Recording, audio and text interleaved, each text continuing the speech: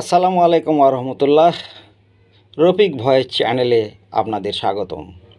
আজ আমরা আলোচনা করব মাফাতুল গায়েব বা অদৃশ্যের চাবিকাঠি নিয়ে।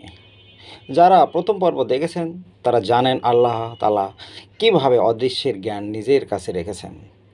আজ দ্বিতীয় পর্বে আমরা কোরআনের রেফারেন্স দিয়ে জানব এর গভীর রহস্য। সূরা আল আনাম আয়াত ৫৯। আল্লাহ বলছেন, অদৃশ্যের চাবিকাঠি তারই কাছে রয়েছে, তিনি ছাড়া অন্য কেউ তা জানে না। স্থল জল ভাগের সব কিছুই তিনি জানেন। বন্ধু, এখানে পরিষ্কার বোঝা যায় পৃথিবী কোথাও কোনো পাতাও যদি নড়ে তবে আল্লাহ তা জানেন। এই ক্ষমতা আর কারো নেই। সূরা আন নামল আয়াত ৬৫। এখানে আল্লাহ বলছেন, বলো আসমান জমিনে আল্লাহ ছাড়া আর কেউ অদৃশ্যের খবর জানে না। কোনো মানুষ বা অন্য কোনো সৃষ্টি নিজে থেকে গায়েবের খবর জানার ক্ষমতা রাখে না।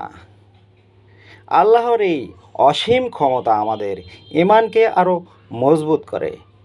আজকের এই দ্বিতীয় পর্ব আপনাদের কেমন লাগলো এবং গায়েবী শক্তি নিয়ে আপনাদের চিন্তা কী তা কমেন্টে জানান। রফিক ভয়েসের সাথেই থাকুন। আল্লাহ হাফেজ।